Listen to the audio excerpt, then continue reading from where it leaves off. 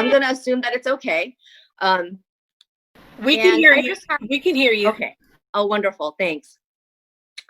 So I really was meditating on what kind of message that I want to give today. And I wanted to give a message on hope.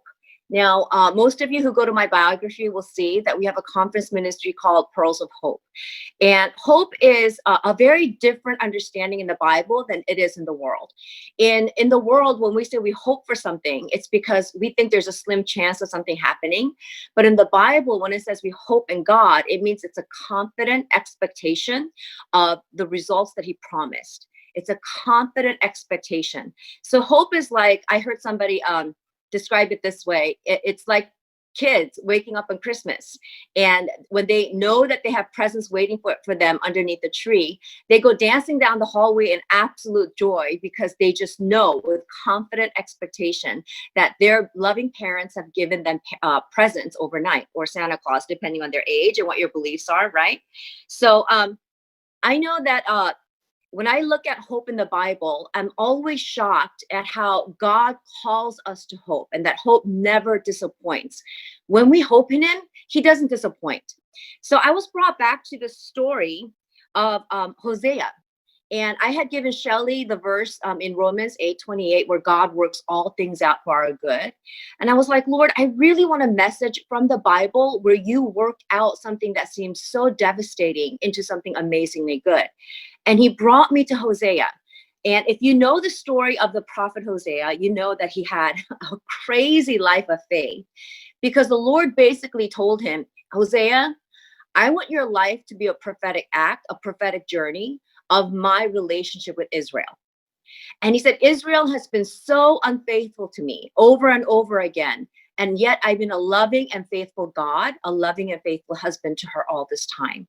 So I want you to understand what this feels like from my perspective. It really was such an invitation of the Lord, bringing Hosea into his heart and experiencing what he's experiencing. So Hosea goes and finds a woman named Gomer, and he marries her. And in the first few years of marriage, they have 3 children. And each child is named after a prophetic journey with the Lord of how Israel has been with God. And after the 3rd child is born, Gomer just starts to run away. She's unhappy. She's restless. She's wanting other lovers, and she wants to be on the streets, and she's just used to a certain kind of life. So she goes back to prostituting. She goes after finding lovers in all kinds of places. And I've read from certain scholars that she ran away up to 8 times. And every time she ran away, God would tell Hosea, go get your wife, go get her. And the last time he actually finds her, she's old, she's broken down, she's sick and diseased, and she's literally put on a slave market. And Hosea finds her completely just worn out, and no one is buying her. And he says, I'll buy her. I'll buy her back. This is such a story of redemption. It's such a picture of redemption, because that's exactly what Jesus did when he redeemed us. Another definition for redemption is to buy back, to purchase back. Now, this woman already belonged to Hosea, the mother of his children. She is his bride, a covenantal bride. And she's been unfaithful over and over again. But this faithful, loving, godly husband goes and he says, I'm buying her back. Even if no one else wants her, I will actually pay money to get her back. And he purchases her and brings her back. And they, I don't know if they had a happily ever after, but it's the last time she actually ran away from her husband.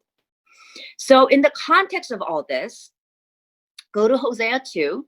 It's the book right after Daniel. And we're going to read a passage where Hosea is really talking to his wife, Gomer. But this is also mingling with God speaking to Israel, his bride, and calling her back. And verse 14, it says, therefore, behold, I will allure her, bring her into the wilderness and speak kindly to her. Then I will give her her vineyards from there and the valley of Achor as a door of hope. And she will sing there as in the days of her youth, as in the day when she came up from the land of Egypt. So I want you to camp on this. Then I will give her her vineyards from there, verse 15, and the valley of Achor as a door of hope. What does that mean? That the valley of Achor becomes a door of hope, confident expectation of something good. What is the valley of Achor? See, we won't understand this verse at all. We'll just glance at it and read through it if we really don't know biblical history, if we don't understand what Israelites studied and what they camped on. So you have to remember, by the time Hosea came along, they had the book of Torah. And the Torah is the 5 first books of the Old Testament. And in that story is told in Joshua 7, the story of Achan. So what happened is Moses had passed away. Joshua had received the mantle of leadership from Moses. Moses had laid hands on Joshua and imparted the gift and passed on the leadership role to Joshua. And Moses had gone to heaven. And after that, Joshua is now mobilizing the Israelites to take their promised land, to go in and take the land that God promised them. Here's the thing. Even when God has promised you something, you have to partner with it. The Israelites didn't get to just go into their promised land and go, here we are, this is our land. No, standing on the promise of God, they had to go to battle now. They had to fight for their land. And the promise of God was, I am with you in this fight. You partner with me and you believe me for my promise. I am with you in this fight. It's a confident expectation that this land will become yours because I have promised it to you. So Joshua is mobilizing Israelites to take their first city. And God had commanded them, go to Jericho, walk around it 7 times. Do you guys remember this story, right? And the walls of Jericho fell. But they were commanded by the Lord not to take any plunder. This was going to be the first portion, the first fruit. This was going to be the tithe to the Lord. As they conquered 10 cities, the first city was going to be a tithe unto the Lord. And yet Achan could not resist. And so Achan stole a robe, some gold, some stuff that he could hide, and he hid it under his tent. And when it came time for their reward, God said, Joshua, I'm not giving you the reward, and you are not going to go into the next land and be successful. And he said, because somebody among the Israelites has taken plunder and has stolen from my tithe. So it comes out that it's the family of Achan. And the thing is, Joshua was able to hear from the Lord, and the Lord could have told Joshua exactly who it was, but he didn't. He had the leaders cast lots and discover it for themselves. They had to investigate and partner with God again. This is a secret the Lord shows over and over and over again in the Bible, that when he promises, when he tells us guidance, when he gives us counsel, he is requiring us to actually partner with his word, agree with his word to bring about the results that he's wanting. So Joshua and the elders cast lots, and it finally lands on the family, Achan's family. And Achan confesses, and what ends up happening is in this valley called Achor, the valley of Achor, Achan and his whole family were stoned and judged by God. And that pile of stone was left as a testimony that you cannot violate what God is asking us to do. Because in the old covenant, there was very little grace. It was all about law and following orders. Thank God we're in a new covenant when we're not stoned for all kinds of sins, because I'm pretty sure you and I have done some stuff that would have required stoning. But that little rubble was left. That little rubble was left as a testimony to the Israelites to fear the Lord. So now, knowing this history and knowing what Gomer has done, she has completely violated her marriage covenant. She has made the marriage bed just a common dirty thing instead of a holy sanctified thing. She's pursued other men. She's not even coming back to Hosea when she's at the end of her ropes.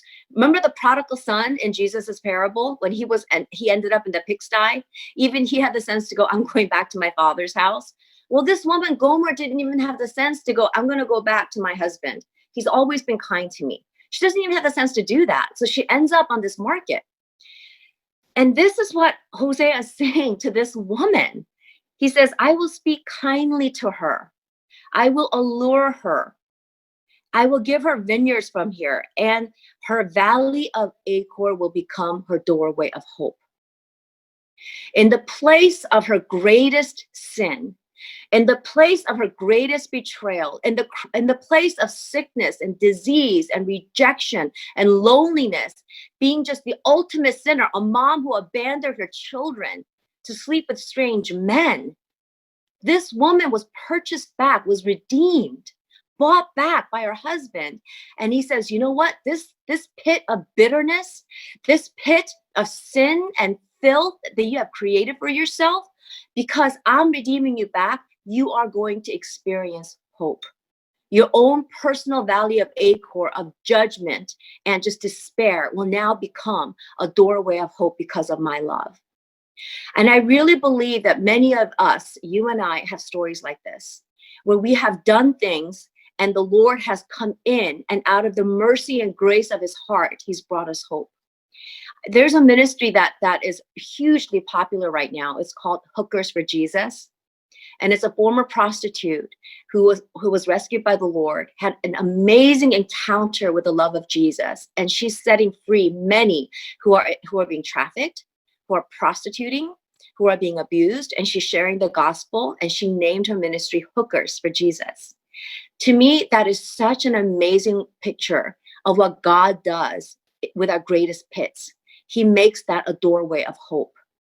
And I know that for me, I grew up in such a culture of oppression, such religion, such abuse. You know, there's pretty much not any kind of abuse a woman can experience that I have not experienced in my life.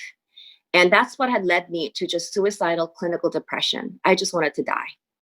And when I turned 40 and the Lord invited me and encountered me and asked me to give him the greatest despairs of my life, he started to work in me. And I started an inner healing journey that I continue to this day. I still have meetings with my counselors, with my therapists or my healers. I'm still maintaining. And the last couple of times I went, they said, oh, you're just doing a tune-up. You don't really have anything major to work on right now.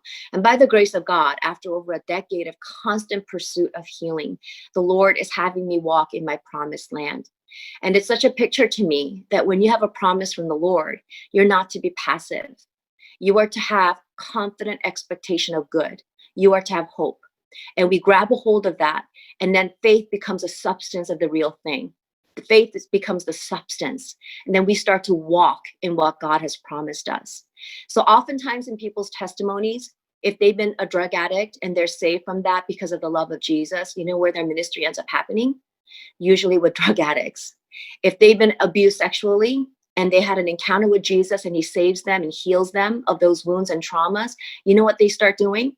They start doing ministry with those who've been sexually abused. So the places of our deepest pits, whether it was done to us or whether we had sinned against God, that becomes our doorway of hope. Our valley of Achor becomes a doorway of hope when we trust in the Lord and we allow him to fulfill the promises he wants to fulfill in our lives. So let's just really partner with the Lord. Let's partner with the words of our own lives, promises that God has given us that are personal. Let's believe him and start allowing him access into the deepest parts of our hurt, into the secret shame of sin. Let him deal with that so that those places can become a place of hope for us. So the Lord bless you and make his face shine upon you and give you peace. I believe you're our favorite people. I don't care if there's 2 people here. I don't care if there's 2,000 people on here. What I care is that every single person listening feels the unconditional, unfailing love of God. So bless you. Thank you, Shelley, so much for hosting this conference and for having me be a part of this and for allowing me to just join you in this journey. What an amazing time this has been. Thank you for spending the time to get to know me. I really appreciated knowing your heart and what you're doing for the women and setting them free. Just bless you in this ministry. Before you go, I would like to say, Soorin is coming on. She wasn't here at the beginning of the day. She didn't hear anybody else speaking. That's right. And yet God used her to re-inject some of the same messages. Mm-hmm. She said that our deepest part of hurt can become our doorway to hope.